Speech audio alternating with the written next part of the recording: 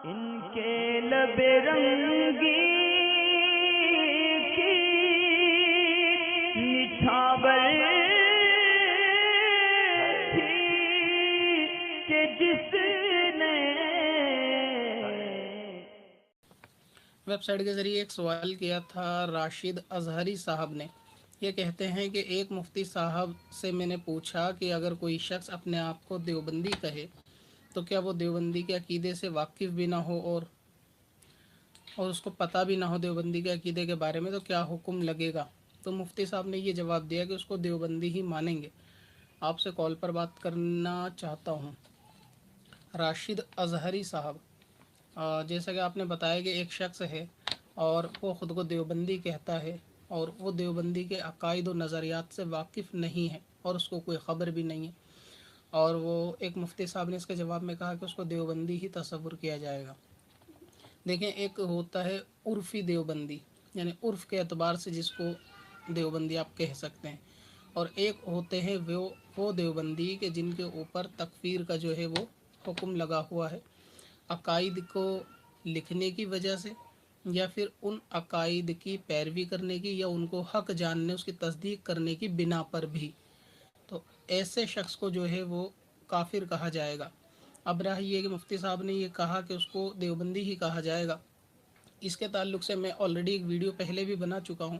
کہ اگر کوئی شخص خود کو دیوبندی کہتا ہے اور اس کی بنیادی اصول یہ ہوتے ہیں خود کو دیوبندی کہنے کے کہ ہماری عوام جیسا کہ سمجھتی ہیں کہ ہم لوگ نیاز فاتحہ کرتے ہیں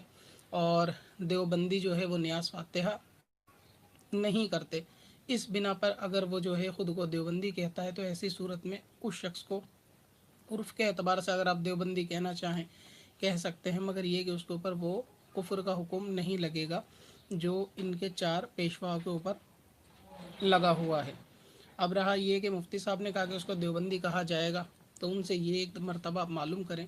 کہ اس کو مسلمان تصور کیا جائے گا یا نہیں، کیونکہ معاملہ حل صرف دیوبندی کہنے سے نہیں ہوگا بلکہ اس کو مسلمان کہا جائے گا یا نہیں. ایک مرتبہ آپ یہ سوال ان سے معلوم کریں. تو ایسا شخص کہ جو خود کو دیوبندی کہے اور ان کے عقیدے سے بالکل واقف نہ ہو، بس ایک موٹی سی چیز ہے کہ نیاز فاتحہ نہیں کرتے، صلاۃ و سلام نہیں کریں گے، مزار پہ نہیں جائیں گے، تو یہ دیوبندی یہ بریلوی، صرف اتنی عوامی ڈیفینیشن ان کے ذہن میں ہے، تو ایسے شخص کو بھی مسلمان تصور کیا جائے گا. پھر چاہیں آپ اس کو عرفی طور سے دیوبندی کہیں یا پھر اس کو جو ہے وہ بریلوی کہیں، رہے گا وہ شخص مسلمان. اور اگر آپ زیادہ مطمئن ہونا چاہتے ہیں تو آپ اس سوال کو کہیں دارالفتہ میں لے جا کے یا دوسرے مفتیان اکرام سے معلوم کریں، تھوڑے اور 2-4 لوگوں سے آپ معلوم کریں گے تو انشاءاللہ تعالی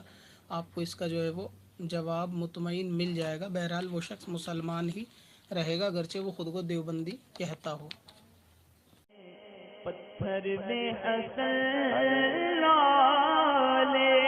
پرنوار